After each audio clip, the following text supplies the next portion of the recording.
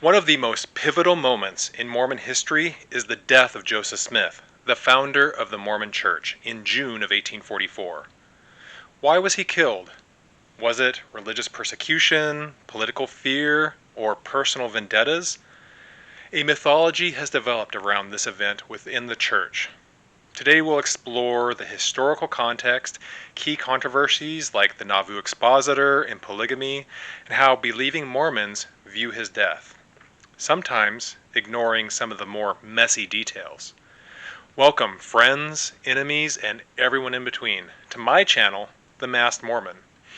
I am in fact the Masked Mormon. Why are you wearing a mask? Were you burned by acid or something like that? Oh no, it's just they're terribly comfortable. I think everyone will be wearing them in the future.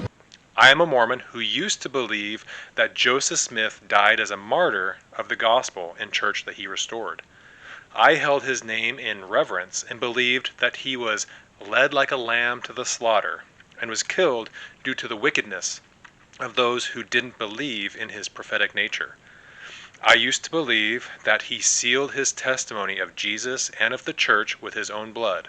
But then I realized that it was a much more complicated story than the sanitized, whitewashed version that the church likes to tout when they discuss this event.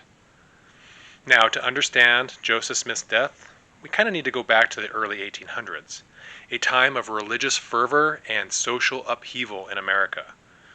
Joseph Smith founded the Church of Jesus Christ of Latter-day Saints in 1830 in upstate New York, during the Second Great Awakening, a period when new religious movements were sweeping the nation. At 14, Joseph Smith claimed that he had a vision of God and of Jesus Christ, and later an angel named Moroni led him to golden plates, which he then translated into the Book of Mormon. His claims of being a prophet and receiving new scripture attracted thousands, but also provoked intense opposition.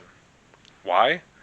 His teachings challenged mainstream Christianity, and practices like polygamy, which emerged later, shocked 19th century sensibilities. The Mormons faced persecution, moving from New York to Kirtland, Ohio, and then to Missouri, where they endured violent conflicts, including the 1838 Missouri-Mormon War. By 1839, the Mormons had settled in Nauvoo, Illinois, and built a thriving city of nearly 12,000 by 1844. But Nauvoo became the stage for the events that ultimately led to Joseph Smith's death.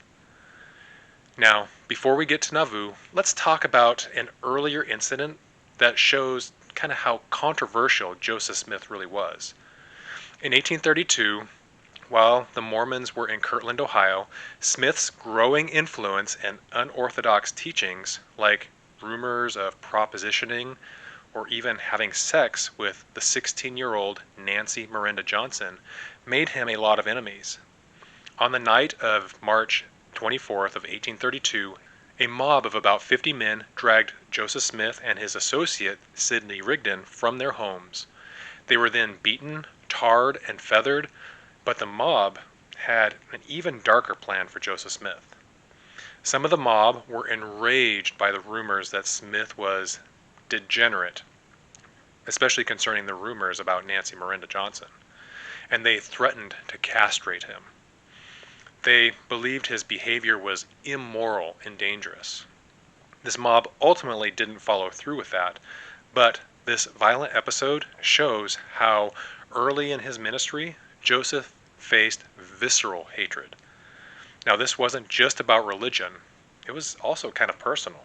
These early conflicts set the stage for the escalating tensions that would follow in Nauvoo. Now, if we fast forward to 1844, Nauvoo, Illinois was now a Mormon stronghold, rivaling even Chicago in size. Joseph Smith held several offices and positions of power in the city. Joseph was the mayor, and as such, he had established a city charter which granted Nauvoo a great deal of autonomy from the rest of the state. Joseph was also considered a religious prophet. He was the leader of the Nauvoo Legion, with the rank of lieutenant general. The Nauvoo Legion was a militia of about 5,000, rivaling even the size of the U.S. Army at the time. Joseph Smith was also a justice of the peace. Now, with all of these positions, I hope that your spidey sense is twitching due to the huge conflicts of interest that Joseph Smith had. Joseph had consolidated a huge amount of power to himself. He served as both the mayor and justice of the peace of Nauvoo. Now, this dual role meant that the city's highest executive and legislative officer also held a significant judicial power, a situation that raised concerns about impartiality and abuses of power, even at that time. As the chief executive, Joseph had a hand in creating city ordinances. As justice of the peace, he then had a hand in judging cases, including those that involved those same city ordinances that he himself had passed. Now, this concentration of power that Joseph had became a point of conflict with his critics and contributed to the tensions that ultimately led to his death. As such, dissent was growing within the Mormon Church. A group of disaffected Mormons led by figures like William Law published the Nauvoo Expositor in June of 1844. This newspaper's single issue was quite the bombshell. The Expositor accused Smith of practicing polygamy, consolidating too much power, and promoting unorthodox doctrines like plural marriage and exaltation. These weren't just rumors. Smith had indeed been practicing plural marriage in secret, and his political influence was undeniable. The newspaper called for reform and criticized Smith's blending of church and state. In response, Joseph Smith and the Nauvoo City Council declared the paper a public nuisance and ordered its printing press destroyed. On June 10th of 1844, the town marshal then carried out the order, and the press was smashed and the papers were burned. Further, on the top of the polygamy controversy, which was central to the Expositor scandal, by the early 1840s, Joseph Smith had secretly begun practicing plural marriage, marrying at least 30 women, according to historical records. Some were as young as 14, like Helen Mar Kimball, and others, like Zena Huntington, were already married to other men. Polygamy was kept secret from most church members and from the public, which caused distrust when it was leaked. Even Smith's first wife, Emma, struggled with the practice, and some of his closest allies felt betrayed. The Nauvoo Expositor exposed these marriages, accusing Smith of moral and doctrinal corruption. For critics, polygamy wasn't just a personal failing. It suggested that Smith was leading the church into dangerous territory. For his followers, polygamy was a divine revelation. But the secrecy and complexity of these marriages, like polyandry, where women had multiple husbands, created rifts and fueled dissent. The destruction of the printing press was a massive miscalculation. Destroying the press was seen as an attack on free speech, infuriating non-Mormons in the surrounding towns, and even some Mormons. Now, this kicked off a whole series of events that led to the death of Joseph Smith.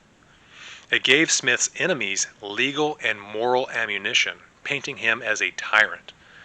Arrest warrants followed, and the region was on edge. The Hancock County Justice of the Peace issued a warrant for Joseph Smith's arrest and the arrest of 17 other individuals on charges of inciting a riot for the destruction of the Nauvoo Expositor's printing press. A constable was sent to arrest Joseph Smith and bring him to Hancock County Court. However, due to Joseph, because he was so intertwined into the power structure of Nauvoo, was able to petition the municipal court of Nauvoo to dismiss those charges. Joseph then declared martial law in Nauvoo. In response, the governor of Illinois, Thomas Ford, organized a state militia to arrest Joseph. It is crazy how this is spiraling out of control. From June 10th, when Joseph ordered the printing press destroyed, to a warrant being issued for his arrest the very next day, then a week later on June 18th, Joseph declaring martial law, it's only going to get worse for Joseph. After Governor Ford organized the militia to arrest Smith, he fled Illinois by crossing the Mississippi River into Iowa and to avoid that arrest. On June 23rd, a posse under command of Governor Ford entered Nauvoo looking for Joseph, but they couldn't find him. Several Nauvoo residents felt abandoned by their prophet in a time of chaos. So Joseph writes to the governor and says that he is ready to stand trial. On June 25th, Joseph surrenders to the constable on his original charge of inciting a riot. An arraignment was held on the riot charge, and Joseph was granted a $500 bail. After bail was granted, another arrest warrant was issued for Joseph, alleging that he had committed treason by calling out the Nauvoo Legion and declaring martial law. Now, as you may imagine, the charge of treason is much more serious of a charge, so bail couldn't have been granted for it, and Joseph was placed in Carthage jail. Governor Ford met with Joseph Smith in jail and promised to keep him safe. During this time, about 1,200 militia had been activated to Carthage to help keep the peace. However, on June 27th, the governor disbanded the militia and left a force, the Carthage Greys, in charge. Now, the Carthage Greys weren't very friendly to Joseph's cause and possibly allowed what happened next to occur. In the words of John Taylor, a prominent leader in the church and someone who was in the cell with Joseph and his brother Hiram, said, quote, "I was sitting at one of the front windows of the jail when I saw a number of men with painted faces coming around the corner of the jail and aiming toward the stairs. The brethren had seen the same, for as I went to the door, I found Brother Hiram Smith and Dr. Richards already leaning against it. They both pressed against the door with their shoulders to prevent it being opened, as the lock and latch were comparatively useless. While in this position, the mob who had come upstairs and tried to open the door probably thought it was locked and fired a ball through the keyhole. At this, Dr. Richards and Brother Hiram leapt back from the door with their faces toward it. Almost instantly, another ball passed through the panel of the door and struck Brother Hiram on the left side of the nose, entering his face and head. At this same instant, another ball from outside entered his back, passing through his body and striking his watch. Immediately, when the ball struck him, he fell on his back, crying as he fell, "I am a dead man," and he never moved afterwards. Brother Joseph, as he drew nigh to Hiram and leaning over him, exclaimed, "Oh, my poor dear Brother Hiram." He, however, instantly arose, and with a firm, quick step and a determined expression and countenance approached the door, and pulled the 6-shooter left by Brother Wheelock from his pocket, opened the door slightly, and snapped the pistol 6 successive times. Only 3 of the barrels, however, were discharged. I afterwards understood that 2 or 3 were wounded by these discharges, 2 of whom, I am informed, died. The firing of Brother Joseph made our assailants pause for a moment. Very soon after, however, they pushed the door some distance open and protruded and discharged their guns into the room, when I parried them off with my stick, giving another direction to the balls. It certainly was a terrible scene. Streams of fire as thick as my arm passed by me as these men fired, and unarmed as we were, it looked like certain death. I remembered feeling as though my time had come, but I do not know when, in any critical position, I was more calm, unruffled, energetic, and acted with more promptness and decision. It certainly was far from pleasant to be near the muzzles of those firearms as they belched forth their liquid flames, and Brother Joseph said, "That's right, Brother Taylor, parry them off as well as you can." These were the last words I ever heard him speak on earth. The first thing that I had noticed was a cry that he had leapt out of the window. A cessation of firing followed. The mob rushed downstairs, and Dr. Richards went to the window. The Carthage Greys, the local militia, arrived at the jail just as the members of the mob, with their blackened faces, fled the scene. No attempt was made to apprehend any of the fleeing men. End quote. Whew, that's quite the story. Now, John Taylor survived the onslaught, but he was injured, having been shot 4 times.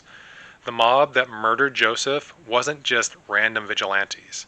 It included local militia members and citizens that were fed up with the Mormons' influence.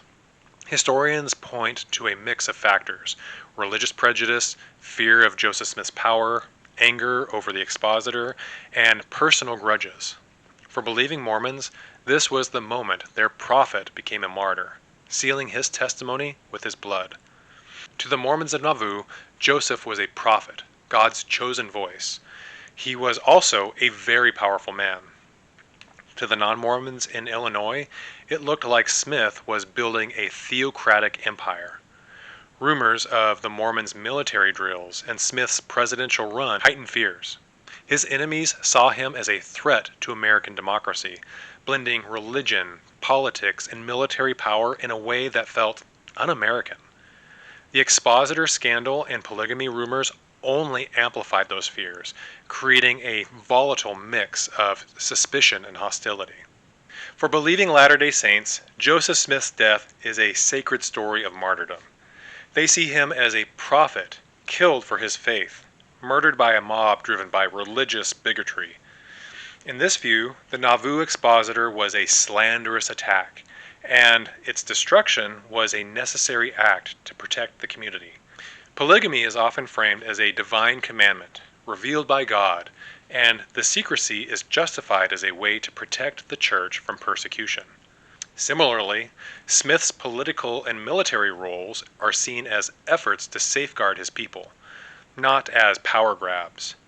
This martyrdom narrative is powerful and central to LDS identity, but it can sometimes oversimplify the story. The destruction of the expositor wasn't just about protecting the church. It violated free speech and provoked legal consequences. Polygamy wasn't just a divine principle.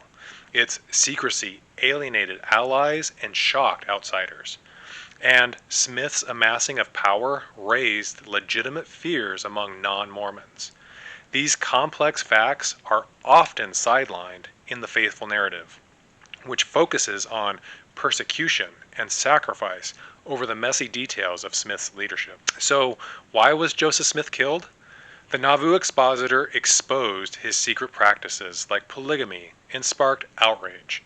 His growing power, religious, political, and military, made him a target. Early incidents like the 1832 castration threat show how his unorthodox teachings provoked violent reactions, and his practice of plural marriage alienated allies and fueled distrust. There was also the confluence of several events that contributed to his death. Things like the governor pulling out the militia that was tasked with protecting Smith. Though Joseph was facing a serious charge of treason, which carried the death penalty, I really don't think he would have been found guilty of it. According to the laws of Illinois, quote, treason shall consist in levying war against the government and people of this state, in the same or being adherent to the enemies of this state, giving them aid, advice, and comfort in this state or elsewhere, end quote. Though serious, when the Nauvoo Legion was called up and martial law was declared, the conditions of treason don't appear to have been met. So I really don't think he would have been convicted of treason. Granted, Joseph's abuse of power could have led to other charges and possible incarceration. Joseph Smith's death was caused by a long series of events that appears to start with his own actions. In attempting to cover up his practice of polygamy and buoy up his own reputation, he set off a whole chain of events that resulted in his death. That is to say that the mob that killed him are not absolved of guilt in any way, shape, or form. Now, I remember talking to someone at church about this topic when I was still a believer.